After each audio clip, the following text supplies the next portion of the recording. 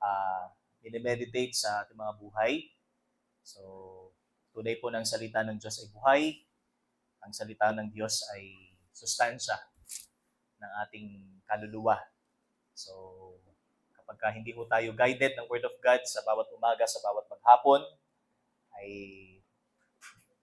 kumbaga we lose the thing na dapat po nating ipagpasalamat sa Diyos. Ano po?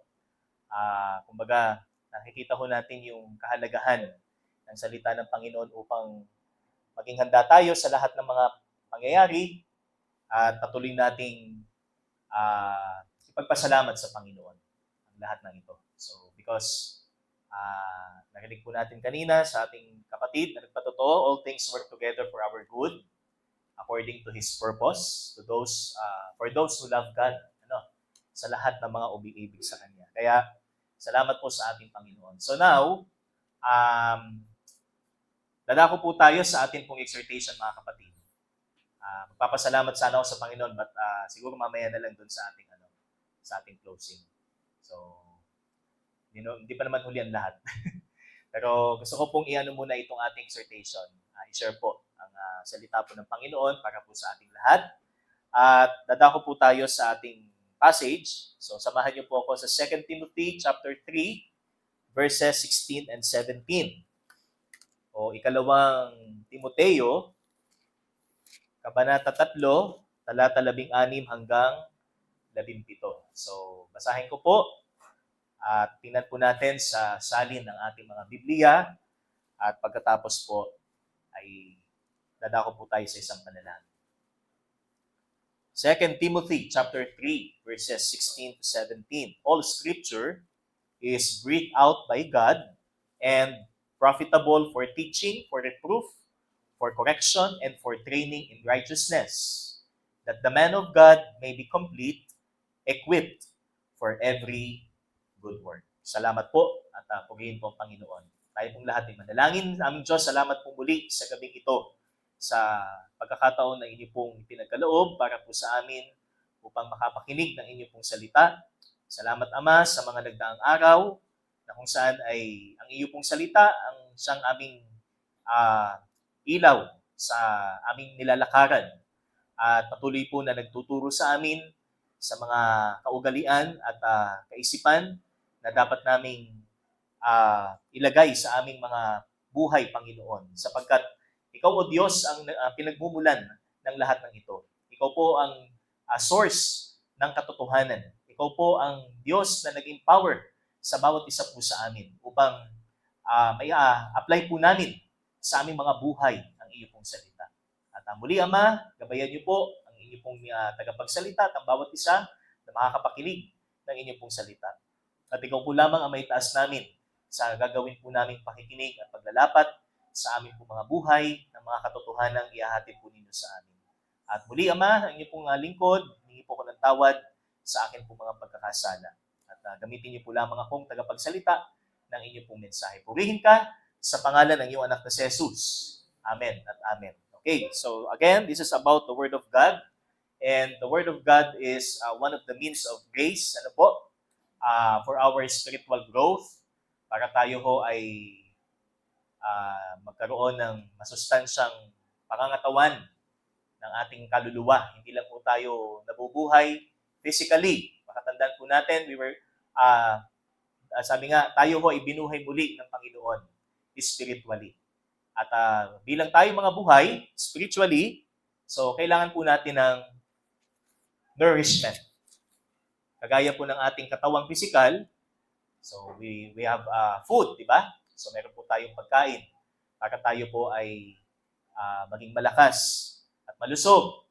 Ganun din po ang ating espiritu. So hindi po tayo magiging malusog at malakas and able to fight against the schemes of the devil without the Word of God. So kung matatandaan po natin, di ba sa Ephesians, isa ho sa mga sandata ng ating pakikitigmang espiritual ay ang salita ng Diyos. Amen? Yan. Kung hindi ho natin dala-dala sa ating pakikitigma ang salita ng Panginoon, so hindi ho tayo makakasigurado na tayo ho ay magtatagumpay sa laban. So, which is against sin, against evil, di ba? Against our flesh. So, kung hindi ho natin daladala sa ating mga sarili ang salita ng Panginoon, so we lose, the possibility. So, mawawala po yung posibilidad na tayo po wagi sa labang ito. Kaya, this is a conduit for spiritual growth. Napakahalaga po. Hindi lang ho ito basta mahalaga. Ito ho ay isa sa pinakamahalaga na bagay ho nating dapat palaguin sa ating espiritu. So, we have the first point po natin for our recap is it is plainly inspired by God. So, why ang salita ng Diyos ay binigay po sa atin suitable for our Christian or spiritual growth? Because it is from God. Ano po? Ito'y galing po mismo sa Panginoon and it is plainly inspired by God. So, nakita ho natin yung adjectives ng salita ho ng Panginoon or yung mga halagang terms about salita ho ng Panginoon which are inerrant, so that means walang pagkakamali, and also infallible, hindi ho kailanmang magkakamali, at authoritative. Ang ibig sabihin, wala nang higit pang dapat tayong maging kumbaga authority o ito yung kumbaga saligan ng ating pamumuhay espiritual. So when it comes to our belief, when it comes to our behavior, salita ho ng Diyos ang ating batayan. And also for our second point, so ito yung ating pangalawang punto, that is absolutely profitable. So that is also in verse 16. Mababasa po natin that the Word of God or all Scripture, not only breathed out by God, but also profitable for teaching, for, sabi dito, for reproof, for correction, and for training in righteousness. So, meron pong apat, makikita ho tayong purpose clause or purpose na kung saan ay bakit profitable ang salita po ng Panginoon. So, we have for teaching or instruction. It refers specifically to divine instruction or doctrine. Okay? Na makikita ho natin that essential ho ang salita ng Panginoon para sa ating pagpapatibay ng ating paniniwala o yung ating core beliefs. Ano po? Hindi lang ho tayo basta dumadalo na hindi natin alam ang stand ho natin about Jesus, about salvation. So, naligtas ho tayo hindi sa mabuting gawa, kundi sa pananampalataya o biyaya ho ng Panginoon sa pamamagitan ng pananampalataya. Amen po ba? Ano po? So, dito ho natin nalaman ang kaligtasan. Dito ho natin nalaman ang tinatawag po nating work of redemption. So, hindi ho basta lang nagkatawang tao si Kristo para lang ipakita niya na kaya niyang mamatay at muling mabuhay, kundi upang abutin tayong mga makasalanan. So, to save and to seek that which are lost. So, those who are lost, sa mga naliligaw, at tayo nga po yun. And also, so ang sabi po dito is for reproof. So that is that God's word is profitable for exposing sin. So isinisiwalat ng katotohanan ng Panginoon ang ating kasalanan. So kaya nga inihalintulad po ang salita ng Diyos sa isang salamin. Kung maalala po natin sa aklat ng Santiago. Dahil nung nakita niya ang kanyang sarili at hindi niya matanggap ang kanyang nakita, so agad siyang tumalikod. Di ba? Agad siyang tumalikod at lumayo doon sa salamin na yon, na ibig sabihin, hindi niya kayang tanggapin yung totoo niyang pagkatao ayon sa kapahayagan ng Bible. Ngayon, sa isang tunay na nakakilala sa Diyos, so nandoon yung kanyang reflection. So, nire-reflect po ng Word of God kung ano siya sa harapan ng Panginoon, and that is, siya ay isang makasalanan. At pagkatapos niyang makita ang kanyang tunay na itsura, kung paano nakikita siya ng Panginoon, nandoon ang kanyang pagtanggap. So, yung acceptance bilang siya ay isang makasalanan. O tinatawag po nating admission ng kanyang pagiging makasalanan. At Siya ay nagpahayag ng kanyang pananampalataya sa Panginoong Jesus. So, yun po yung salita ho ng Panginoon. Ano po? Kaya, mahalaga po yung pagdating po sa pag-share po natin ng gospel ay malinaw po doon sa ating sinisharan na ito yung ating premise. Ito yung ating, kumbaga natatanging resource, or source ng ating pag-aaral, ng ating sinishare. Only the Word of God. Because ito ho ay mula sa Panginoon. So, it is profitable for exposing sin, so rebuking in order to convict of misbehavior or false doctrine. So, kaya mababasa po natin sa iba't ibang bahagi po ng Biblia ang kahalagahan po ng pagsansala laban sa maling aral at ang pagsansala laban sa maling pag-uugali. Di ba? Sapagkat ang purpose po ng Panginoon sa atin is to be holy. Tayo po ay maging banal, kagaya ng Diyos na siya ay isang banal. And bilang pagpapatuloy po sa ating series po na ito, so let's move on to the third subpoint po. Dito po sa verse 16, mababasa pa rin po natin that the Word of God is profitable not only for teaching or reproof, but also for correction.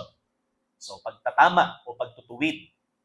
Ano po? So, ang ibig sabihin ng salitang correction ho dito is guiding repentance. That's why God's Word is profitable for guiding repentance. And it is used only here. Ano po? Yung word po na ginamit dyan ay dito lang po ginamit sa buong New Testament. Yung salitang correction in the original language. And it refers to the restoration of something to its original and proper condition. So yung idea po nung salitang correction po dito is not simply mali ka. Yan. Itatama natin. Okay? It's not simply yung pag-halimbawa, mali yung ating actions. So, it's not simply yung revelation ng iyong pagkakamali. Kundi, pag sinabi po natin correction is restoration. Okay? Pag sinabi naman natin restoration, mula doon sa iyong pagkakamali, ikaw ay unti-unting ibinabalik sa iyong original na kondisyon.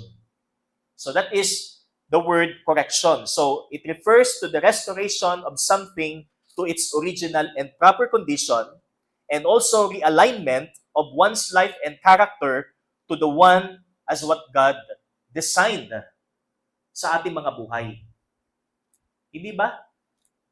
Kaya nga, ang ganda ho kumbaga, kung titingnan po natin yung pinaka-overview po ng Bible, so kung natatandaan pa po natin yung doon sa discipleship, kay Pastor Ariel, yan. Creation. Ano yung pinakahuli? Restoration. Yan. Doon sa Book of Revelation. So, kumbaga, isa siyang, hindi siya epic eh. Kumbaga, isa siyang matatawag nating masterpiece ng Panginoon. So, from Him to Him. Okay? Mula sa Panginoon, so nagkaroon ng paglikha, at ang dulo ng lahat ng ito ay siya pa rin bilang siya ho ang mag-restore nito. So mula sa pagkahulog, muling manunumbalik sa dati. Okay? Yun po yung makikita ho natin. Kaya sabi dito, the restoration of something to its original and proper condition and realignment of one's life and character to the one as what God designed. So, based doon sa creation, paglikha sa atin ng Panginoon, according to His, what? Image and likeness. So, that's why kapag tayo ho ay nakakilala sa Panginoon, so we seek na kung ano yung design ng Panginoon sa atin, sa paglikha, ganun din yung magiging buhay natin. Ganun din yung magiging walk po natin o yung paglakad natin daily. Kung paano tayo binuo ng Panginoon. Kung paano tayo dinisenyo ho ng ating Panginoon. Ano po? That's why it is a positive provision. So, yung pong reproof, kasi is negative. In-expose yung iyong kasalanan o yung tunay mong pagkakakilanlan bilang isang makasalanan. Dito, sa correction, nire-restore ka pabalik Yan. Yun po yung idea ng correcting. Ayon po sa verse. That's why the Word of God, sabi nga, ang salita ng Diyos ay hindi lamang po opensa na maituturing dahil inire-reveal ho nito ang tunay nating pagkakakilanlan bilang makasalanan. Kundi, it is also positive in a way na tayo ho ay nire-restore ng ating Panginoon pabalik sa Kanya. Okay? Ano po? That's why, not only for reproof, but also for correction. So, kapag na-appreciate po natin, ano ho, sabi nga, every time na we read the Word of God, so, always we thank the Lord and we appreciate every passage, every verse, every chapter, every book na atin pong nababasa. But, kailan ba natin pinaka na-appreciate ang salita ng Diyos bilang ito ay nagtatama sa atin? Bilang ito ay nagko-correct sa atin? Kasi, iba-iba ho kasi yung reason ho ng tao para ma-appreciate niya ang Word of God.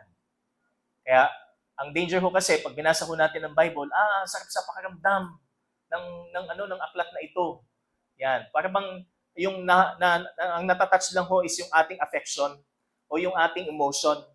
Pero yung spirit ho, wala. As in, parang, sabi nga, parang ano lang, umiiral ka lang.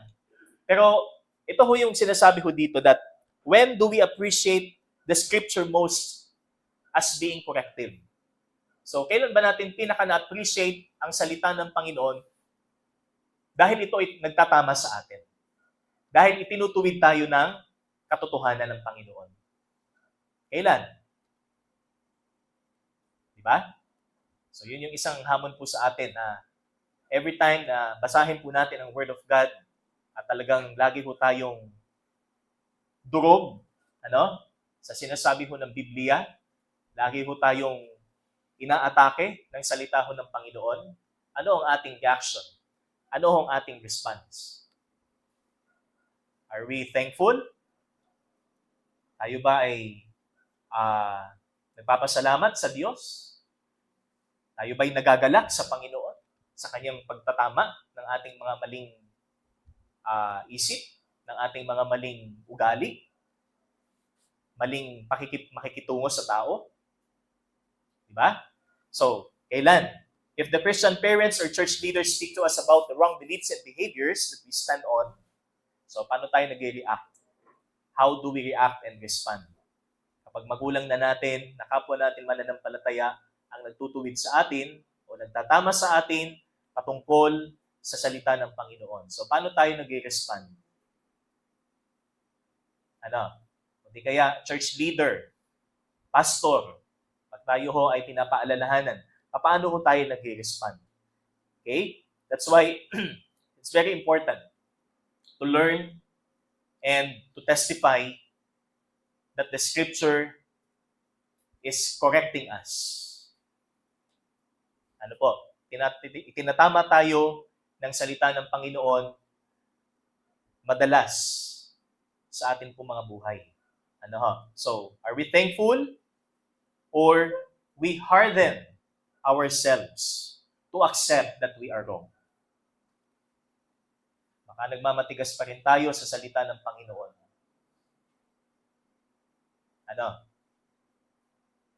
Yan ho kasi ang tinatawag po nating giyera o war sa ating mga buhay.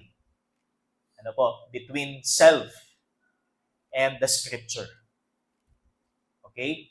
Kung ano ang sinasabi ng Biblia at hindi mo tinatanggap. So, alin ang dapat ang manaig sa atin? O, alin dun sa dalawa ang dapat manaig? Kung tayo ay nakakilala sa Panginoon. Okay? Since the Scripture is corrective for anything that is wrong for God, we must be amenable and teachable.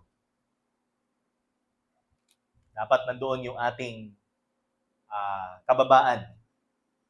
So we agree and we are teachable. Nagpapaturo tayo sa katotohanan. Hindi ho tayo nagmamatigas. Since the Word of God is profitable to correct us. Amen po ba? Kaya, nandoon yung katigasan natin pag tayo ho ay inaatake ng salita ng Panginoon. It's because hindi ho tayo ganun ka-fed ng salita ng Panginoon. Hindi tayo ganun kabusog sa salita ho ng Panginoon. Kaya may katigasan, meron tayong resistance sa isang part. Kaya, mga kapatid, okay, we must be amenable and teachable to the Word of God because ito ho ay salita ng Panginoon at ang kapahayagan po ng Biblia ay reflection ng katangian po ng Panginoon. Alam mo natin, ang Diyos ay katotohanan at ang Diyos ay tama, di ba? God is right, God is truth. That's why we accept it. Tinatanggap natin and we thank God sapagkat ipinapakilala niyang patuloy ang kanyang sarili sa atin. Bilang totoo at bilang matuwid na Diyos. Kaya sabi ni Haring David, o ng Psalter po, sa Psalm 119 verse 9, how can a young man keep his way pure?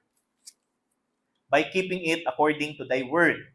With all my heart I sought thee. Do not let me wander from thy commandments. Thy word I have treasured in my heart, that I may not sin against thee.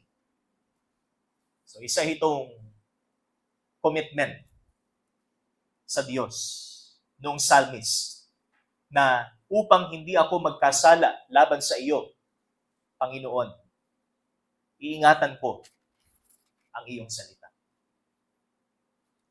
Dahil kung walang salita ng Diyos na iniingatan tayo sa ating mga puso, nandoon lagi, kumbaga we are vulnerable, nandoon lagi ang chance na tayo ho ay mahulog sa kasalanan. Kaya napahalaga po mga kapatid na tayo ho ay maging babad sa salita ng Panginoon. So for our application, to experience the profitability of Scripture, let us keep on learning from our mistakes and keep on living the life of personal righteousness. Para matamasan natin, maranasan po natin ang kapakinabangan ng katotohanan ng Panginoon, kung saan ito ho ay ang Biblia, patuloy tayong matuto sa ating mga pagkakamali at patuloy tayong mamuhay sa buhay na kung saan ay matuwid sa harapan ng Panginoon. A life of personal righteousness. So, yun po yung application natin sa correction. Meron ho ba sa atin na hindi kailanman kinorek sa kanyang pagkakamali? Imposible, Lalo na kung tayo ho ay nakakilala sa Panginoon. Kung tayo ang tao, kilala ho tayo ng ating mga magulang, panay ho ang sa atin, panay ang sermon.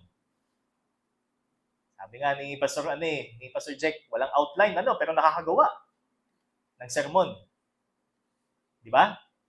So, mas mahaba pa ang sermon ng magulang kaysa sa sermon ng pastor. Hindi ba? Pero, nire-reveal talaga nito yung totoong tayo. That we are always vulnerable, na magkamali, at sometimes, pag tayo ay tinuturuan ng tama, nagmamatigas pa tayo. Pero bilang Kristiyano, mga kapatid, wala na ho tayong ikakatuwiran dito dahil ito ay salita ng Panginoon. Although may mga flaws din po ang ating mga magulang, earthly mothers and fathers, pero ang Diyos, wala ho. Flawless. Kaya kung ano sabihin ng Biblia, wala kang ikakatuwiran. Sapagkat ito ho ay katotohanan ng Panginoon. Kaya, this is profitable, okay, for correction. Amen? And, bilang panghuli po natin, for training in righteousness. So, hindi lang sa ating pagtutuwid or, kumbaga, kung halimbawa tayo ho ay Kristiyanong may hinahawakan na ministry. So, we correct some Christians sa pamamagitan po ng Biblia. Tayo man ay itinatama din sa pamamagitan po ng salita ng Panginoon. And dito po, makikita naman natin ang kapakinabangan sa atin ng salita ng Panginoon is, sabi dito, as training for righteousness. O tayo ho ay sinasanay para sa matuwid na pamumuhay. So ano naman po ang ibig sabihin? So God's Word is profitable for cultivating ongoing obedience. So the word training, so yung pong salitang training po is, it has the original meaning of bringing up and training a child. So pagpapalaki at pagsasanay sa isang anak. Yung atin pong memory verse po kanina, Proverbs 22:6. Train up a child in the way should go. So bilang tayo ho ay Kristiyano, anong klaseng pagsasanay ang dapat nating gawin para sa ating mga anak? E di kung ano yung tinuturo ng Biblia. Kaya nga sabi ng Ephesians chapter 6, palakihin niyo ang inyong mga anak, disiplinahin ninyo ang inyong mga anak in the admonition and discipline of the Lord. Do not exasperate your children. Huwag ninyong i-provoke ang inyong mga anak sa puot o galit. Yan po ang sabi ng Ephesians. Kundi palakihin natin sila in the discipline and admonition of the Lord. Kaya ang ating pong premise or ang ating pong standard sa ating pagpapalaki. So kumbaga dapat po na pagpapalaki ho natin sa kanila ay ang salita ko ng Diyos. Because the Word of God is profitable for training in righteousness. Sino magulang ang gusto niyang lumaki ang kanyang anak na isang thief? Sino magulang ang gusto niyang lumaki ang kanyang anak na isang murderer? Diba? Walang magulang na gustong lumaki ang kanyang anak na isang taong violente. Diba? Kundi ang makikita ho natin, we seek na sila'y lumaki na may pagkatakot sa Panginoon. That's why the Word of God ito yung ating handbook. Ito yung ating mapangahawakan po sa pagpapalaki ho natin sa ating mga anak. So for their growth, okay, for their salvation, ito ho ang dapat nating ibahagi sa kanila. So we have in 2 Peter chapter 1.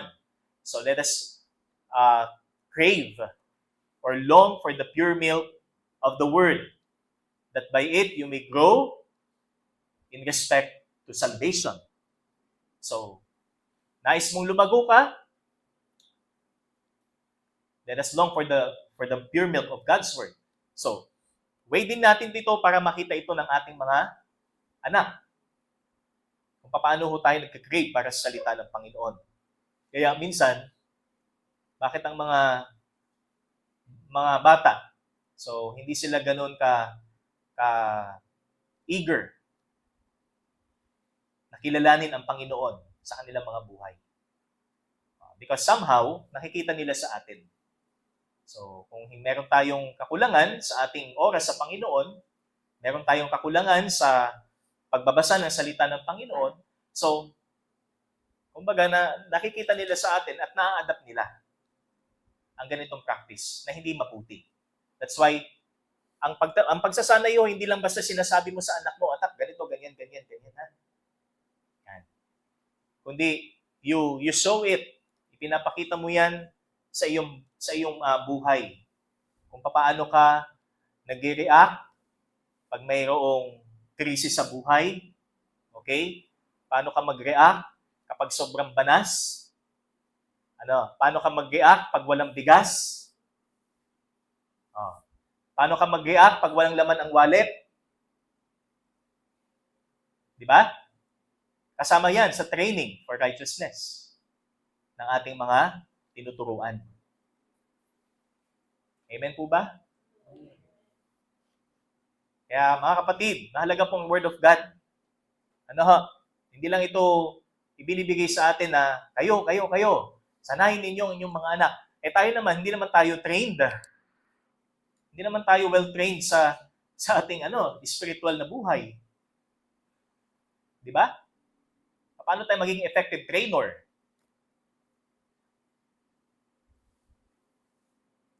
So ito po ang sinasabi ng banal na kasulatan. Training God's people through the scripture is the key for a healthy church, just as a child being trained by his parents. Because ang kagustuhan po ng magulang ay lumaki siyang mabuti, lumaki siyang may pagkatakot sa Panginoon. At lumaki siyang makakilala sa Panginoon. Ngayon, kung tayo ho mismo, sinusubok sa ating kahinaan at nagkamali tayo sa ating pagtugon dito, nakikita ho nila sa atin. Ano po? Kaya mahirap yan. Pero may Panginoon ho tayo sa buhay. Siya ho ang naging power po sa atin para ma-overcome po natin kung ano man pong mga weaknesses na meron po tayo. Okay? Para sa ating pagsasanay, so hindi ho tayo kumbaga magsisilbing katitisugan para sa kanila. Hindi ho tayo magiging kasiraan para sa kanila. And here it says it's training in righteousness. Kaya righteousness is the goal of this training. Okay? Training them with God's word, your goal is righteousness. Kailangan ikaw muna ang kakitaan kung paano mabuhay ng may pagkatakot sa Diyos at ng pagiging matuwid upang may bahagi mo din ito sa iyong mga anak. Anak mo man sila sa laman o sa pananampalataya. Amen? That is the Word of God. Okay? That is the profitability of the Word of God. So not only to teach us, not only to expose our sin, not only to correct us, but also to train us to be like Christ. Para tayo po ay maging epektibong disipulo ng Panginoon. Hindi lang ho tayo disciple maker, kundi tayo mismo as a disciple. Bilang alagad ng ating Panginoon. So let me conclude this exhortation by reading Hebrews chapter 12, verses 10 and 11. Okay, ano po sabi dito? Hebrews chapter 12, verses 10 to 11. For they disciplined us for a short time, as it seemed best to them, but He disciplines us for our good, that we may share His holiness. For the moment, all discipline seems painful rather than pleasant, but later it yields the peaceful fruit of righteousness to those who have been trained by it. Sa mga nakararanas po ng pagsasanay, ng pagtutuwid ng Diyos, napakapalad po natin. Kung titinan po natin yung context, sinasabi ko dito, pinatutunayan lamang nito na tayo ay kanyang anak at tayo ay mahal niya. Bagamat ito ay masakit para sa atin, but here, the text says, later on, it yields the peaceful fruit of righteousness. So, ma-achieve po natin yung goal. Yung mithiin po nating makapamuhay po tayo as what God purposed para sa bawat isa. That's why patuloy tayong magpakabusog, mga kapatid, sa salita ng Diyos. Huwag lang tayong masatisfy na, may anong mamaya, may exhortation, may sermon mamaya. Mas marami pa hong sermon sa bahay kaysa sa sermon natin sa ating sarili. Kaya we need to be more committed sa bahagi pong ito. Para mas makita natin yung graciousness ng Panginoon. Mas ma-appreciate natin yung abounding grace ng ating Panginoon. Amen po ba?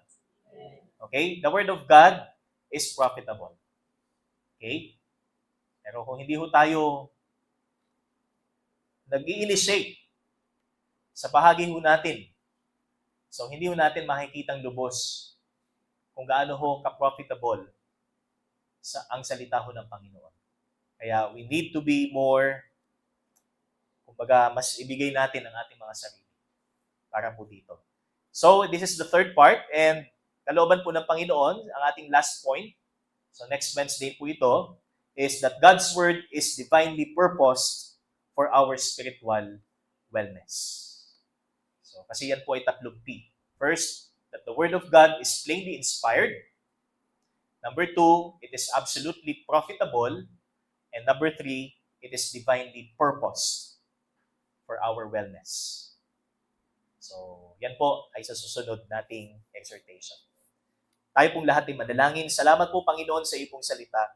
Salamat po sa iyo pong salita na kung saan it is profitable para po sa aming spiritual na paglago, sa aming kabanalan, sa aming paniniwala.